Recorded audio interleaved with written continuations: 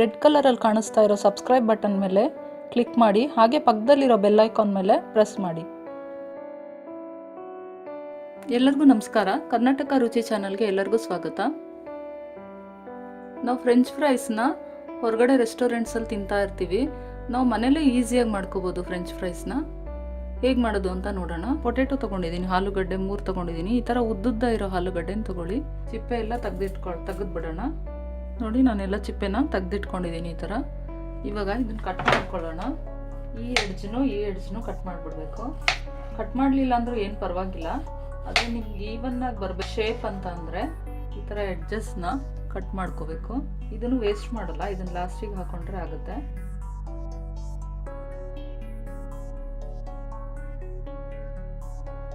ನೋಡಿ, ಈ ಸೈಜಲ್ಲಿ ಬರೋ ಹಂಗೆ ಕಟ್ ಮಾಡ್ಕೋಬೇಕು. ನೋಡಿ, ನಾನೆಲ್ಲ ಇದೇ ಥರ ಕಟ್ ಮಾಡ್ಕೊಳ್ತೀನಿ. ಇವಾಗ ನೋಡಿ, ನಾನೆಲ್ಲ ಕಟ್ ಮಾಡಿ ಇಟ್ಕೊಂಡಿದ್ದೀನಿ. ಈ ಥರ ಉದ್ದದ್ದಕ್ಕೆ ಕಟ್ ಮಾಡ್ಕೋಬೇಕು ಫ್ರೆಂಚ್ ಫ್ರೈಸ್ಗೆ. ಇವಾಗ ಸ್ಟಾರ್ಟ್ ಮಾಡೋಣ. ಸ್ಟಾರ್ಟ್ ಮಾಡೋದಕ್ಕಿಂತ ಮುಂಚೆ ನೀವು ನನ್ನ ಚಾನಲ್ ಸಬ್ಸ್ಕ್ರೈಬ್ ಮಾಡಿಲ್ಲ ಅಂತಂದರೆ ಸಬ್ಸ್ಕ್ರೈಬ್ ಮಾಡಿಬಿಡಿ. ಹಾಗೆ ಪಕ್ಕದಲ್ಲಿ ಬರೋ ಬೆಲ್ ಐಕಾನ್ ಮೇಲೆ ಕ್ಲಿಕ್ ಮಾಡಿ. ಒಂದು 2 ಗ್ಲಾಸ್ನಷ್ಟು ನೀರು ಹಾಕ್ಕೊಂಡಿದ್ದೀನಿ. ಕಟ್ ಮಾಡ್ಕೊಂಡಿರೋ ಪೊಟೆಟೋಸ್ನ ಹಾಕೊಳ್ಳೋಣ. ಇದು ಜಾಸ್ತಿ ಬೇಯಿಸಬಾರ್ದು, ಬರೀ 1 ಕುದಿ ಬಂದರೆ ಸಾಕು. ಏಕೆಂದರೆ ಇದರಲ್ಲಿರೋ ಸ್ಟಾರ್ಚ್ ಹೋಗಬೇಕು ಅಷ್ಟೇ. ನೋಡಿ, ಇವಾಗ ಕುದಿ ಬರ್ತಾ ಇದೆ. ಇವಾಗ ನಾನು ಸ್ಟವ್ ಆಫ್ ಮಾಡ್ಕೊಂಡ್ಬಿಡ್ತೀನಿ. ಇವಾಗ ಈ ನೀರೆಲ್ಲ ಇಲ್ದಂಗೆ ಕಂಪ್ಲೀಟಾಗಿ ಇದನ್ನು ನಾವು ಡ್ರೈ ಮಾಡ್ಕೋಬೇಕು. ಈ ಥರ ಸೋಸೋದು ಏನಾದರೂ ತೊಗೊಂಡು ಅದರಲ್ಲಿ ಹಾಕೊಂಬಿಡಿ. ನೀರು ಕಂಪ್ಲೀಟಾಗಿ ಹೋಗಬೇಕು. ಆ ನೀರು ಹೋದ್ಮೇಲೆ ನಾವು ಇದನ್ನು ಫ್ರೈ ಮಾಡೋಕ್ಕಾಗೋದು. ನೋಡಿ, ನಾನು ಇದನ್ನೆಲ್ಲ ಬೇಯಿಸ್ಕೊಂಡಿದ್ದನ್ನ ಚೆನ್ನಾಗಿ ನೀರು ಸೋಸ್ಕೊಂಡಿದ್ದೀನಿ. ಇವಾಗ ಒಂದು ಬಟ್ಟೆ ಮೇಲೆ ಹಾಕ್ಕೊಂಡು ಈ ನೀರನ್ನೆಲ್ಲ ಕಂಪ್ಲೀಟಾಗಿ ಹೋಗೋಂಗೆ ಒಂದು 5 ನಿಮಿಷ ಬಿಟ್ಬಿಡೋಣ. ಚೆನ್ನಾಗಿ ಹಾರ್ಕೊಂಡ್ಲಿ. ನೋಡಿ, ಇವಾಗ ಚೆನ್ನಾಗಿ ಹಾರಿದೆ ನೀರೆಲ್ಲ. ಇದನ್ನೆಲ್ಲ ನಾನು ಒಂದು ಪ್ಲೇಟ್ಗೆ ಹಾಕ್ಕೊಳ್ತೀನಿ. ಇವಾಗ ಫ್ರೀಝರ್ನಲ್ಲಿ ಒಂದು 10 ರಿಂದ 15 ನಿಮಿಷದವರೆಗೂ ಇಟ್ಕೋಬೇಕು ನಾವು ಇದನ್ನು.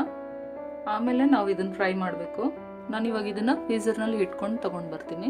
ನೋಡಿ, ನಾನು ಫ್ರೀಝರಲ್ಲಿ ಇಟ್ಟು ತೊಗೊಂಡು ಬಂದಿದ್ದೀನಿ. ನಾನು ಒಂದು 15 ನಿಮಿಷ ಇಟ್ಟಿದ್ದೀನಿ ಅಷ್ಟೇ. ನಿಮಗೆ ಟೈಮ್ ಇದ್ದರೆ 1 ಅವರ್ ಆ ಥರ ಇಟ್ಟರೆ ಇದಿನ್ನೂ ಚೆನ್ನಾಗಿ ಬರುತ್ತೆ ಕ್ರಿಸ್ಪಿಯಾಗಿ.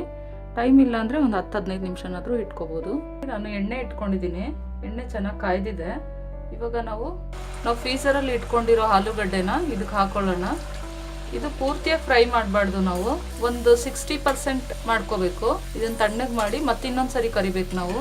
ನೋಡಿ, ನಾವು ಫ್ರೀಝರಲ್ಲಿ ಇಟ್ಟಿದ್ರಿಂದ ಆ ಟೆಕ್ಸ್ಚರ್ ಚೆನ್ನಾಗಿ ಬರುತ್ತೆ ಪೊಟೆಟೋದು. ನೀವು ಹೊರಗಡೆ ರೆಸ್ಟೋರೆಂಟಲ್ಲಿ ತಗೊಳ್ತೀರಲ್ಲ, ಸೇಮ್ ಅದೇ ಥರನೇ ಬರುತ್ತೆ. ಮೇಲೆಲ್ಲ ಕ್ರಿಸ್ಪಿ ಇರುತ್ತೆ, ಒಳಗೆಲ್ಲ ತುಂಬ ಸಾಫ್ಟ್ ಇರುತ್ತೆ. ನೋಡಿ, ಇವಾಗ ಒಂದು 60% ಅಷ್ಟು ಕುಕ್ ಆಗಿದೆ. ಇವಾಗ ನಾನು ಇದನ್ನು ತೆಗೆದಿಟ್ಕೊಳ್ತೀನಿ. ಇವಾಗ ಇದನ್ನು ಮತ್ತೆ ತಣ್ಣಗೆ ಮಾಡಿ ಆಮೇಲೆ ಮತ್ತಿನ್ನೊಂದು ಸರಿ ಫ್ರೈ ಮಾಡ್ಬೇಕು ನಾವು. ಇವಾಗ ನೋಡಿ, ನಾನು ಇದೆಲ್ಲ ಕರ್ದಿಟ್ಕೊಂಡಿದ್ದೆಲ್ಲ ಆಲೂಗಡ್ಡೆ ಚೆನ್ನಾಗಿ ತಣ್ಣಗಾಗ್ಬಿಟ್ಟಿದೆ. ಫುಲ್ ಹೈ ಫ್ಲೇಮಲ್ಲಿ ಫುಲ್ಲಾಗಿ ಆಯಿಲ್ ಬಿಸಿ ಇರಬೇಕು. ತುಂಬ ಬಿಸಿ ಇರೋ ಆಯಿಲ್ಗೆ ಇದನ್ನು ಒಂದ್ಸಾರಿ ಹಾಕಿ ಕರ್ದು ತಗೋಬೇಕು. ಆವಾಗಲೇ 60% ಕರ್ದಿದ್ದೀವಿ. ಇವಾಗ ಫುಲ್ಲಾಗಿ ಕ್ಲೀನಾಗಿ ಕ್ರಿಸ್ಪ್ ಆಗೋವರೆಗೂ ಫ್ರೈ ಮಾಡ್ಕೊಳ್ಳೋಣ.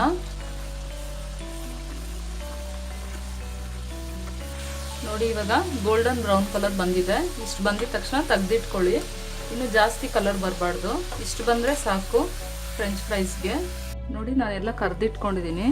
ಇಷ್ಟು ಕ್ರಿಸ್ಪಿಯಾಗಿ ಬಂದಿದೆ ನೋಡಿ. ಇವಾಗ ಅದು ಬಿಸಿ ಇರೋವಾಗಲೇ ನಾವೊಂದು ಬೌಲ್ಗೆ ಹಾಕ್ಕೊಂಡು ಬಿಡೋಣ. ಇದಕ್ಕೆ ನೀವು ಚಿಲ್ಲಿ ಪೌಡರ್ ಬೇಕಾದರೂ ಹಾಕೋಬೋದು. ನಾನು ಚಿಲ್ಲಿ ಪೌಡರ್ ಹಾಕ್ತಾ ಇಲ್ಲ. ನಾನು ಚಾಟ್ ಮಸಾಲ ಹಾಕ್ತಾ ಇದ್ದೀನಿ. ಒಂದು ಅರ್ಧ ಸ್ಪೂನ್ನಷ್ಟು ಚಾಟ್ ಮಸಾಲ ಹಾಕ್ಕೊಂಡಿದ್ದೀನಿ. ಚಾಟ್ ಮಸಾಲದಲ್ಲೇ ಉಪ್ಪು ಹಾಕಿರ್ತಾರೆ. ಇನ್ನೊಂದು ಸ್ವಲ್ಪ ಬೇಕಿದ್ರೆ ಇನ್ನೊಂದು ಸ್ವಲ್ಪ ಉಪ್ಪು ಸೇರಿಸ್ಕೊಳ್ಳಿ. ಇವಾಗ ಇದನ್ನು ಚೆನ್ನಾಗಿ ಮಿಕ್ಸ್ ಮಾಡ್ಕೋಬೇಕು. ಆ ಬಿಸಿ ಇದ್ದಾಗಲೇ ಹಾಕ್ಬಿಟ್ರೆ ಎಲ್ಲದಕ್ಕೂ ಚೆನ್ನಾಗಿ ಹಿಡ್ಕೊಳ್ಳುತ್ತೆ ಅದು ಮಸಾಲೆ. ನೋಡಿ, ಫ್ರೆಂಚ್ ಫ್ರೈಸ್ ರೆಡಿ ಆಯಿತು. ನಾವು ಹೊರಗಡೆ ತಿನ್ನೋ ಫ್ರೆಂಚ್ ಫ್ರೈಸ್ ಮನೇಲೇ ಮಾಡ್ಕೋಬೋದು. ನೀವು ಈ ರೆಸಿಪಿನ ಒಂದ್ಸರಿ ಟ್ರೈ ಮಾಡಿ ನೋಡಿ, ತುಂಬ ಚೆನ್ನಾಗಿರುತ್ತೆ. ಈ ವಿಡಿಯೋ ನಿಮ್ಗೆ ಇಷ್ಟ ಆಗಿದ್ದರೆ ಕಾಮೆಂಟ್ಸ್ ಬಾಕ್ಸಲ್ಲಿ ಕಾಮೆಂಟ್ಸ್ ಮಾಡಿ, ಲೈಕ್ ಬಟನ್ ಮೇಲೆ ಕ್ಲಿಕ್ ಮಾಡಿ, ಸಬ್ಸ್ಕ್ರೈಬ್ ಮಾಡಿ ನನ್ನ ಚಾನಲ್ನ. ಬೆಲ್ ಐಕಾನ್ ಪ್ರೆಸ್ ಮಾಡೋದನ್ನ ಮರಿಬೇಡಿ. ನೀವು ಬೆಲ್ ಐಕಾನ್ ಪ್ರೆಸ್ ಮಾಡೋದ್ರಿಂದ ನಾನು ಮಾಡೋ ಹೊಸ ರೆಸಿಪೀಸ್ ನೋಟಿಫಿಕೇಷನ್ ನಿಮಗೆ ಬರುತ್ತೆ. ನಿಮ್ಮ ಫ್ರೆಂಡ್ಸ್ ಆ್ಯಂಡ್ ರಿಲೇಟಿವ್ಸ್ಗೆ ಶೇರ್ ಮಾಡಿ ಫ್ರೆಂಡ್ಸ್. Thank you.